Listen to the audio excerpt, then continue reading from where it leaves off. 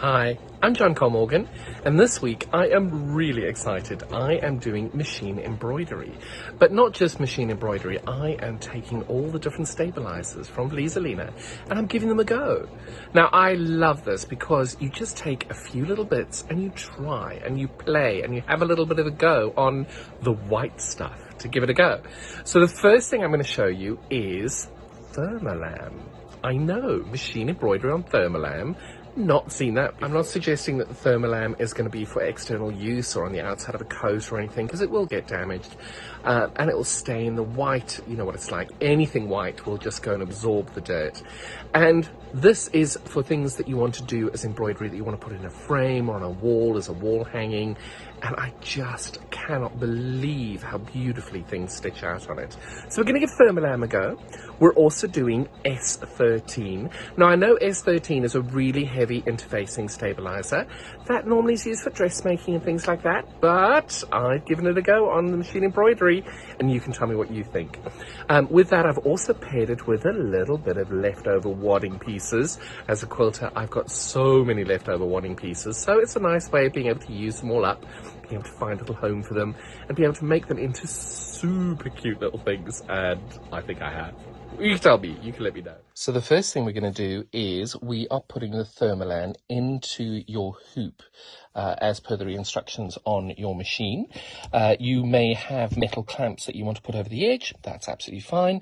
And then we are going to start picking our thread colours for what it is we're going to make. Whatever that is, you pick your thread colours. And we're then ready to load the hoop into our machine. Different machines work differently, but I am now ready. I've got my cerulean thread in, and we are ready to start.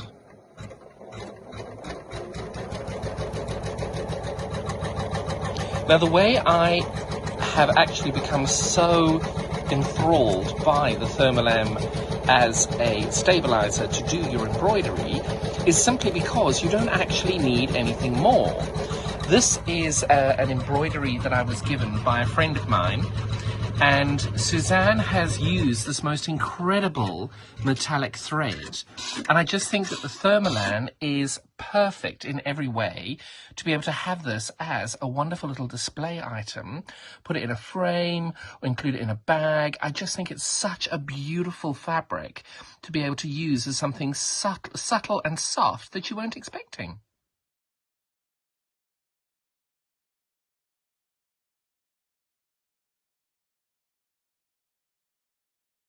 And as you can see from the video previously, it stitches out really beautifully.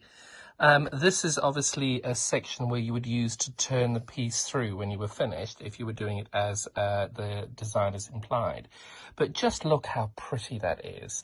Now, turning it over, you can see that the stitching on the back, I've used my usual bobbin fill on the back, and you can see this is really neat. There's not a huge amount of knots and bubbles. There are a few, but that's what you would expect with the thread cutting of the machine. But the back, I think, has worked really, really well. So what I'm going to do now is a method called floating. So I'm going to load the Vlieseline S13 into my hoop. And then what I'm going to do is I'm going to put my fabric loose on the top of the fabric. And then under one of the zebras, we're going to be doing two really cute little zebras. The top one is not going to have any wadding, and the bottom one is going to have a small piece of wadding at the bottom.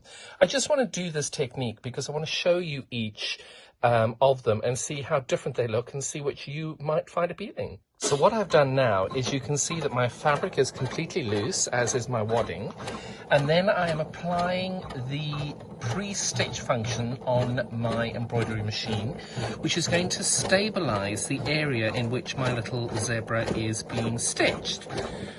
This is an option available on my machine. Everybody's machine is slightly different. You may not have that, and if you wish to turn your work into the hoop, obviously that is entirely okay. It just is what works best for you. And this method is called floating, and you can see that the fabric is completely loose, but now it has been stabilized with the stitches as well as the S13. As I mentioned previously, the S13 and the wadding will be the second one that I make, just so I can then show you two different ways that it's done.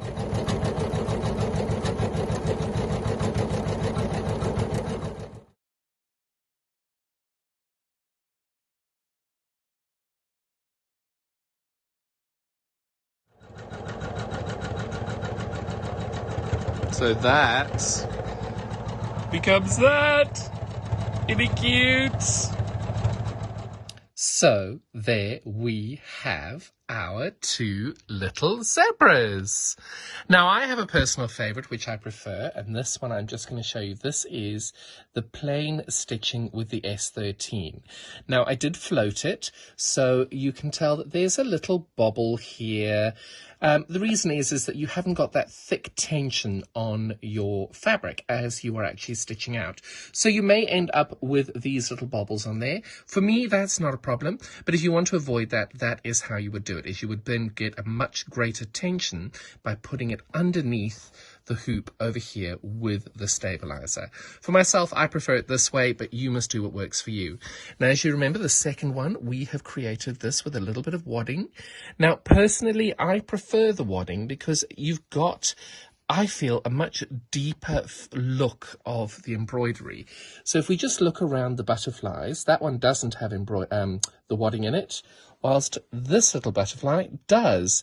And I don't know about you, but I can see that the butterfly feels as though it's a little bit more indented into the fabric. So that extra tiny little bit of wadding gives my embroidery a little bit of depth.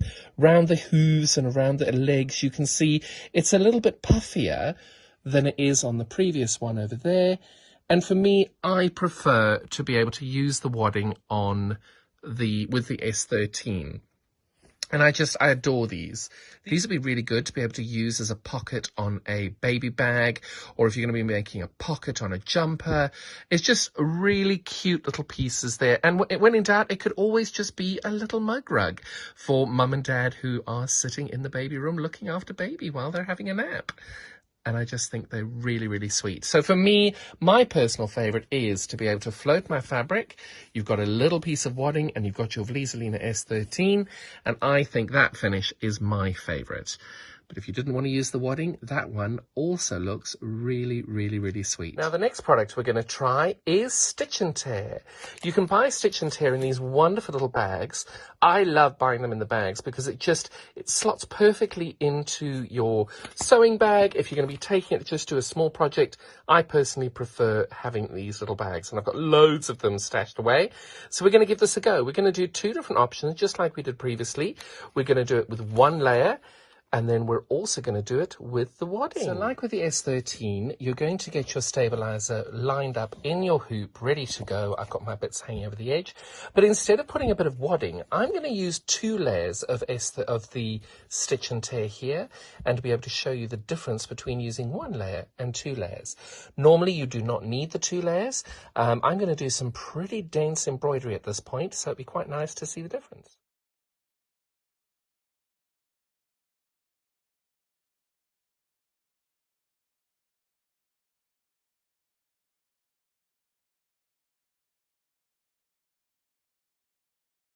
So now I have stitched these both out. We have used the StitchNTear. As I said, I prefer the little baggies, but you can buy it on the roll. I have floated my fabric. So here we've got 1 layer of StitchNTear, and on the bottom one, we have 2 layers of StitchNTear. Now we're going to do some intensive looking at the work to see what we're doing. But first, I'm going to have the sneaky little hand of my lovely Sylvia come in and use one of these rollers. Now, these rollers I find are phenomenal in order to just get rid of all the schmutz, all the little lint pieces that are coming off your fabric as you've been stitching along. And you can tell you need it. And where there are areas which are a bit thicker, you just get Sylvia to hold the actual hoop, and you then just give it a good old rub to make sure that you're getting all your schmutz off. Okay, schmutz is a good word to describe it. We are going to look in detail as to what's happened here. Now, this has got 1 layer of StitchNTear. Now, I'm not hugely happy with that purple little curl over there. My tension is having a bit of a moment. Anybody with an embroidery machine will know your tension will have moments like this. Just check the adjustments on your machine to adjust. But on the whole, I'm really happy with that. But there are areas, especially where you've got some quite dense quilting, where you can see that there is a tiny little pucker. So what I've done with the second one As you can see, this is stitched out much nicer. Agreed, I have an issue with my tension. I probably need a new needle, but my you can tell there that the stitching on that loop, when it's got 2 layers of stitch and tear versus the stitching over there, you can see it's a lot cleaner, it's a lot neater. And for this one, I think you can see a vast difference by the stitch and tear. I accept that there is an issue with my tension, but you can see that the purple swirl there, which has got the 2 layers of stitch and tear, versus the purple swirl over here with just the 1 layer of stitch and tear, that is an ever so slightly, it's a very small difference, where I personally prefer using the 2 layers of stitch and tear to be able to get that beautiful finish. I've tried to keep them exactly the same, but I wanted to add a little bit of colour between the two. And either way, I think they've turned out really beautifully. So the great thing about stitch and tear is when it's done, you get to have some more fun as you go through and you pull out your stitch and tear as you go along. Now, these big pieces of stitch and tear, I like to hang on to these because if I am doing 2 layers of stitch and tear, you will find that you can actually use all these little bits. And you'll easily be able to then, if you're doing another piece of embroidery, you can see just with that, that's quite a big size piece. So you'll easily be able to use that. So I have a wonderful big bag of my leftover embroidery bits because sometimes you're just doing a smaller piece and you will easily be able to then make use of those pieces. And that is all I do. I don't go into the minutiae of getting these tiny little bits out, but where I've got a big bulky section like that, I will then just go in and gently pull those out so as not to damage your stitching, and just pull them out. So now we are going to use the Solufleece. I always like to use 2. I know people are going to say, oh, that's wasteful. I just feel you get a better finish when you do use 2 pieces of the Solufleece. I think that your Solufleece, I think that your star or snowflake or heart or whatever you're making, it's a little bit better. It's a little bit crisper. It's a little bit firmer. And literally all you're doing is you're hooping these into the hoop. I get rid of any ripples by just giving it a little bit of a tug. You can see that that's coming out there. And when it's all in and ready, I just give my hoop a little tighten. I've got a brand new needle. I've got the same colour bobbin in the top and the bottom. And I am lined up, ready to go. And we're going to go and we're off. Oops, I lower my presser foot. And we are off. Let's see how this goes.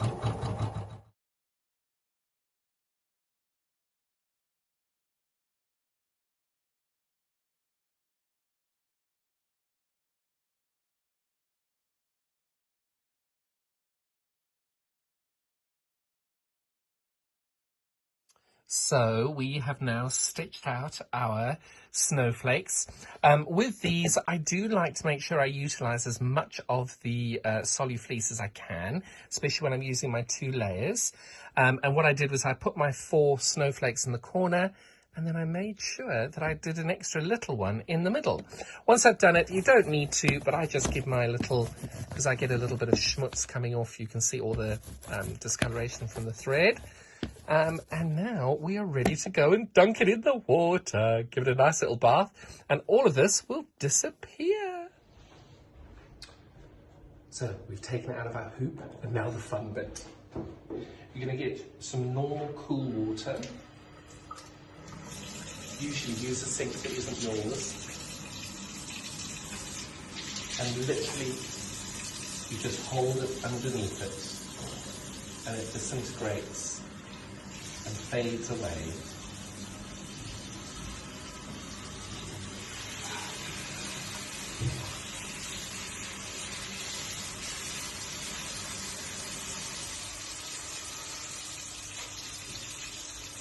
So they come apart. I'm just going to separate them first, and literally you just let the water run over it, and it gently peels away ever so slightly. You don't need to put any pressure on it.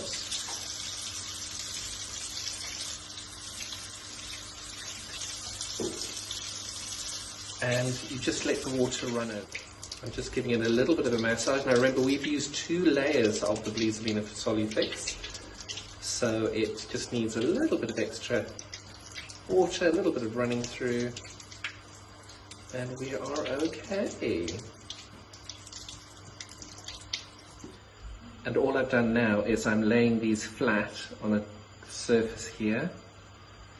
Any little twiddly bits that should have been pointing out, I have done that. Now this one's had a bit of water on it, it's not completely dried out. So all I'm going to do now is just hold this under the tap, get as much of the stabilizer out as I can. You'll feel as you're doing it that you've got a little bit, you can feel the stabilizer in it. And the more water you run over it, the more you'll see it disappears.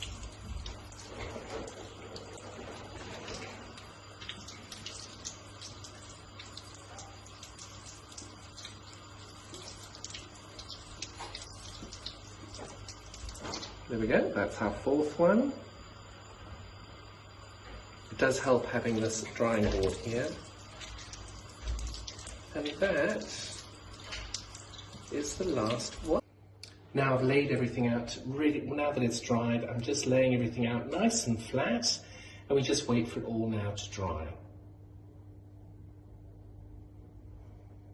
Thank you so much for joining me this week. I have loved being able to sample all of those different stabilizers for my machine embroidery experience, and I'm hoping you will be able to take some of these examples that I've done and enjoy your own journey as well.